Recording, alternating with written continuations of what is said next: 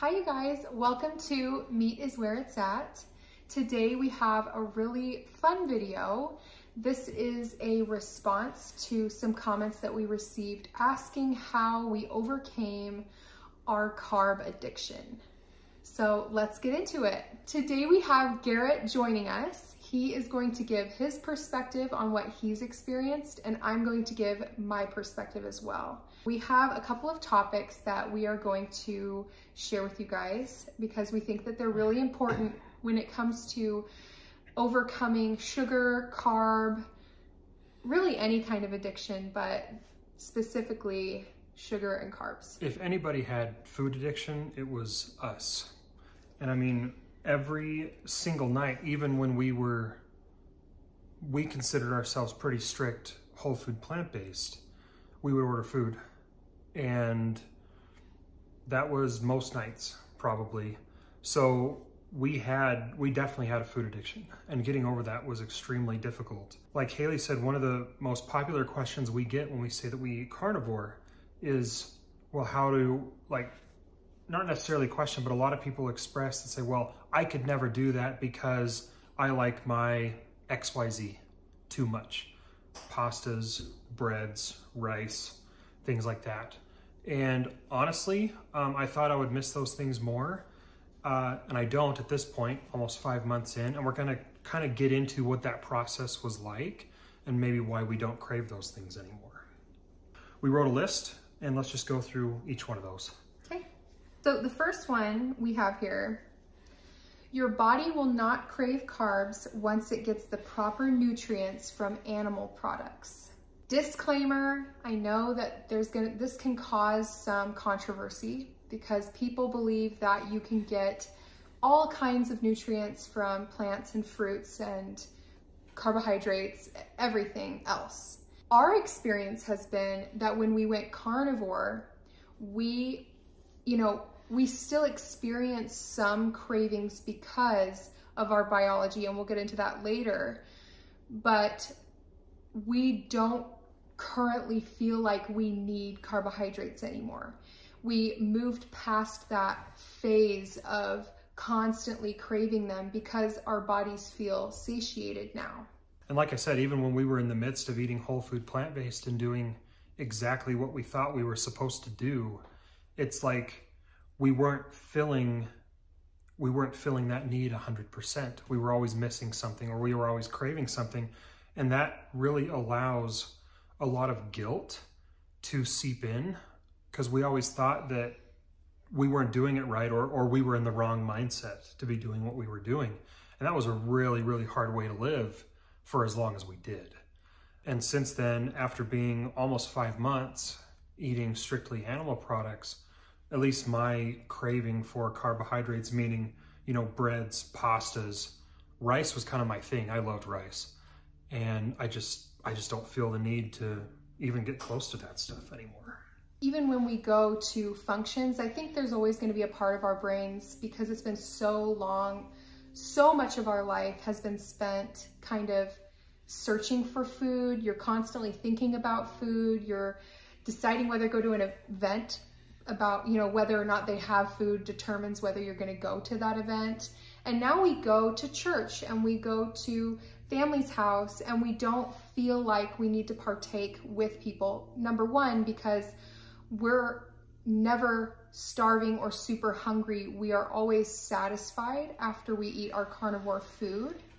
So we're not, trying to find an excuse to eat that stuff. We're social eaters. Like all of us, we're social eaters. We don't go to the event for people, we go to the event for food, right? So that's something that's been really hard for us to get over, is saying no to the food while at the social event. And that's actually another point on our list, is that you have to, especially when you're trying to cut the carb addiction, I'll call it an addiction because that's exactly what it is. It is. You build a dependency for carbohydrates. That's what your body wants and what it craves. When you're trying to get over this carb addiction, you have to choose yourself and your health, perhaps over those social events. If it's too hard for you to say no, sometimes you just can't go. you know, until maybe you do have the strength to go. And obviously there's situations where you can't get out of. Maybe you're the only person in your family who's doing this, and that makes it extremely difficult. But just having the right mindset, just knowing that I am improving my health with every little decision that I make, especially when it comes to food. Well, and to compare, when you're comparing our experience eating whole food, plant-based / vegan to carnivore, when you are eating a diet or a certain type of food, or you're trying to stay within this, you know, type of diet, wouldn't it make sense that our bodies wouldn't tell us that we need to eat that, or we wouldn't be craving things if our bodies had all the nutrients it needed? When we were whole food plant-based, we would go all day eating rice bowls and chickpeas and black bean tacos and all of that stuff. And then the end of the day would come, and I can guarantee you we ate enough calories. I can guarantee that we did. But when the end of the day came, our body was craving fat.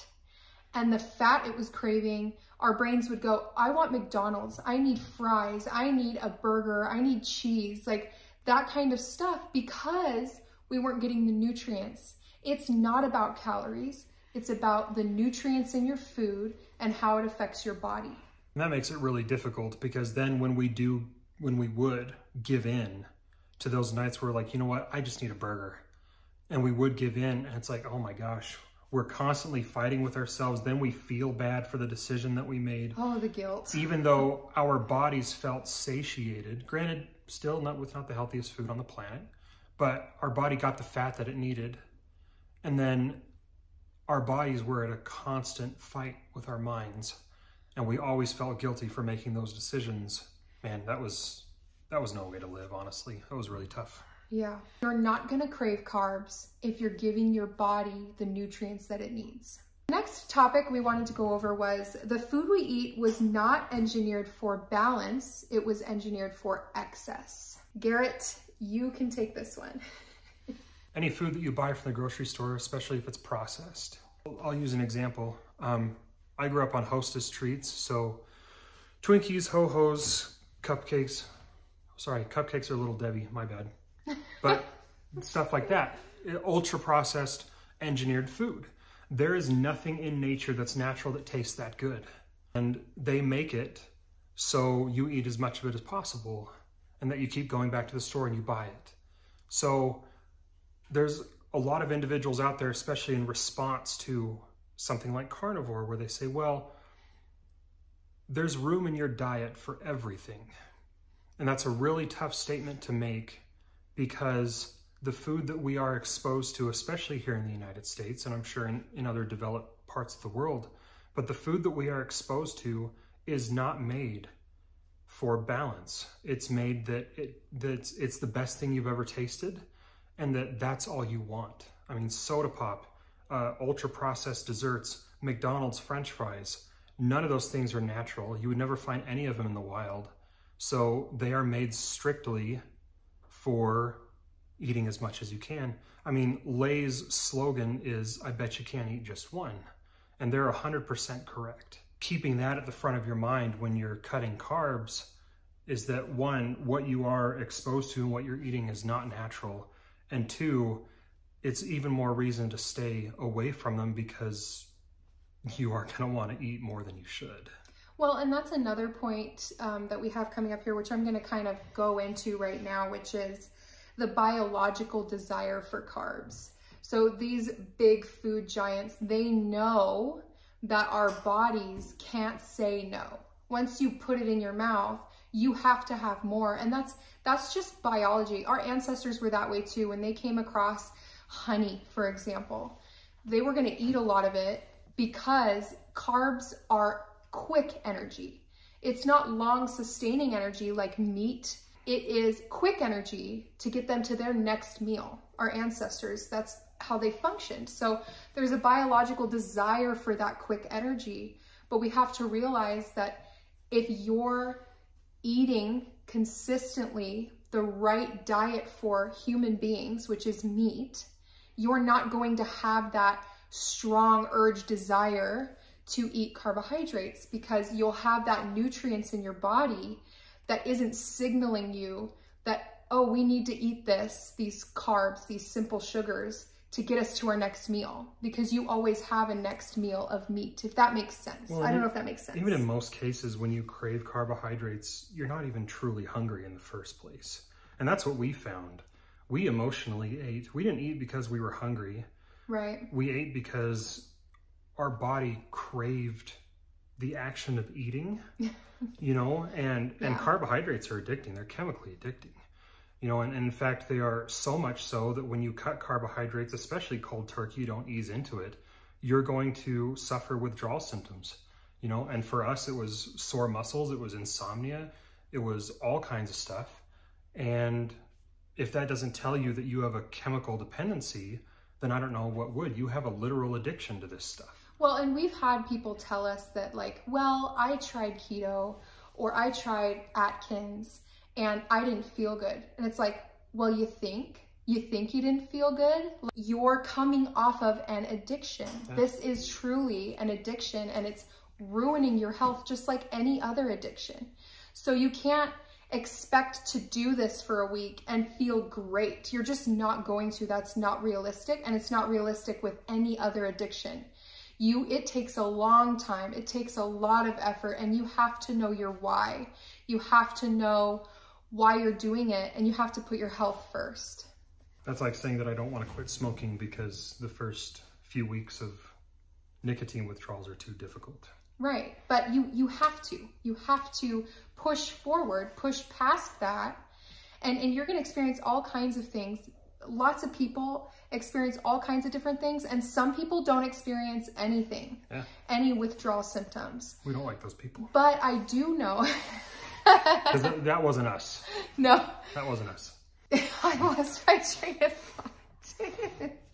Let's move on to the next one. Next point. Okay, so let's say you've quit your carb addiction, and every time you crave a cupcake or a bowl of rice with butter on it, which, by the way, is one of the best tasting things on earth that I still miss to some extent, you've cut all those cravings.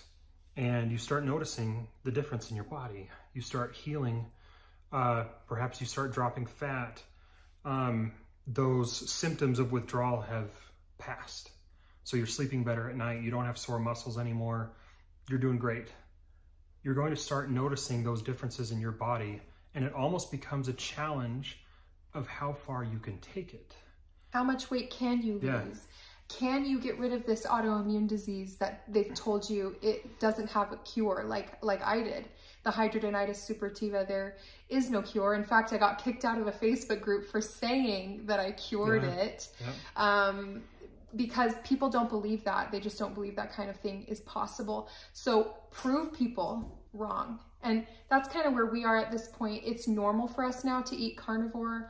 We don't even imagine any other way of eating because we feel so good. And the first question we get is, how is your energy? How are you doing this? We need carbs to have energy. And that is all bullshit. You don't need any of that. You just have to show people, because you can't tell them. You just have to show them. And so taking it as far as you possibly can is the way that you're going to prove to yourself and prove to other people that what you're doing is the right thing to do. Yeah. And like, not throwing shade at those people, because they don't know. We didn't know. Yeah. We didn't know until less than a year ago. We thought carnivore people were nuts. Yeah. I remember being like, I'm never going to do that. That's ridiculous. Like, that can't be healthy. What's wrong with their cholesterol? I thought all that stuff. Yeah. So once you start noticing changes in your body, it's really interesting to see just how far you can go. I mean, after 4 months, I decided, hey, I'm going to try doing a few push-ups again. And I just started doing them, and I didn't fatigue very quickly like I always have in the past. 1, I'm lifting up less weight, and 2, my muscles had developed without really me doing anything.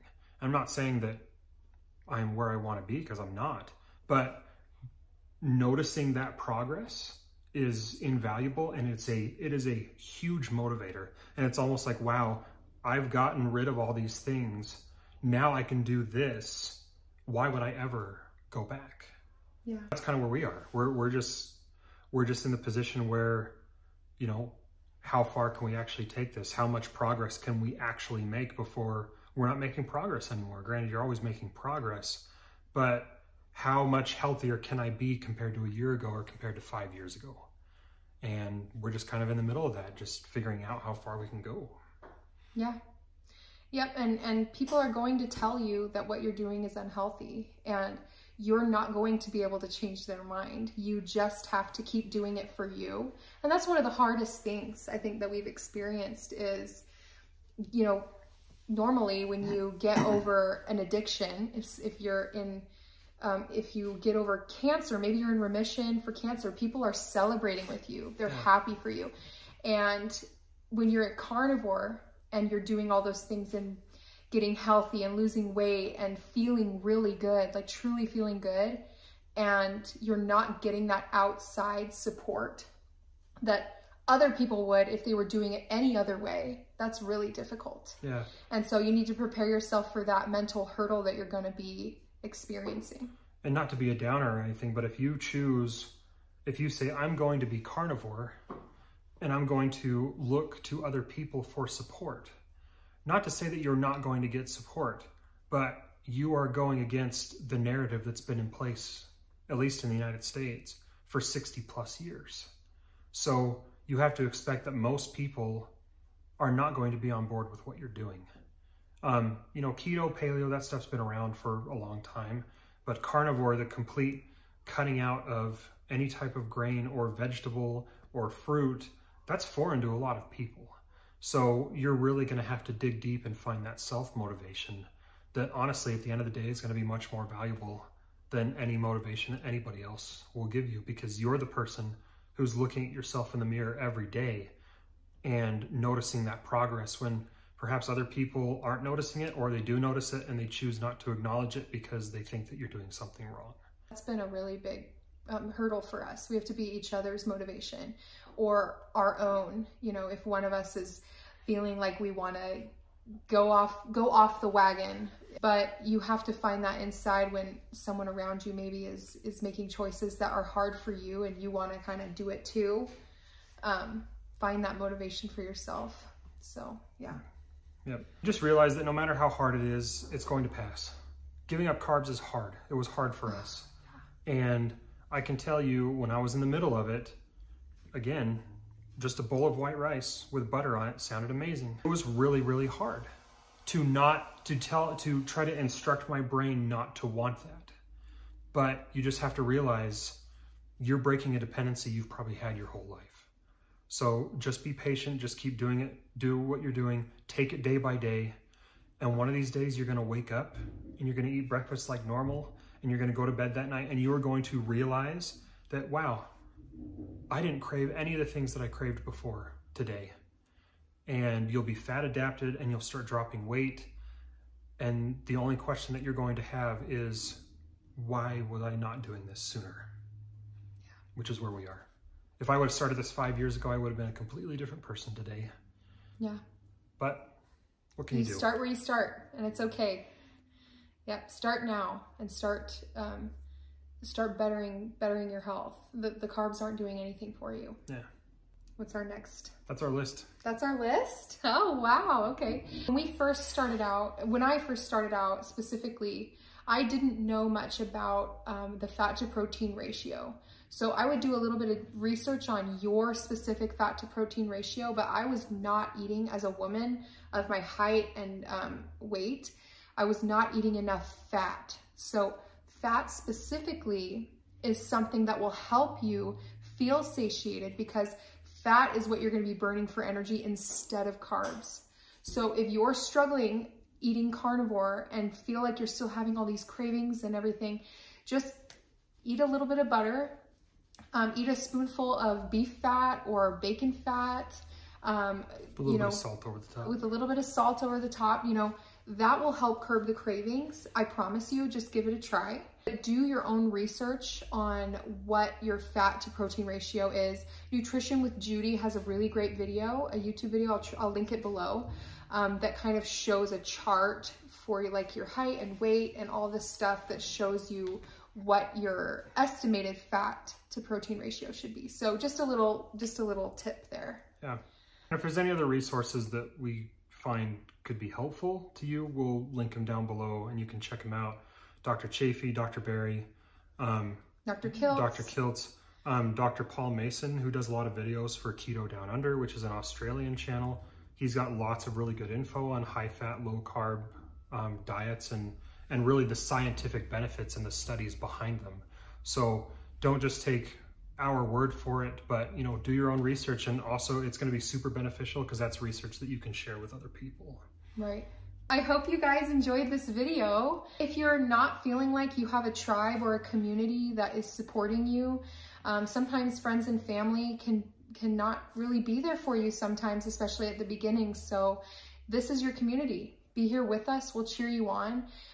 Put your stories in the comments. We love to read your stories and your success and your struggles, because we all have them. We read them all. Yeah, we do. And we find a lot of encouragement and inspiration from you guys.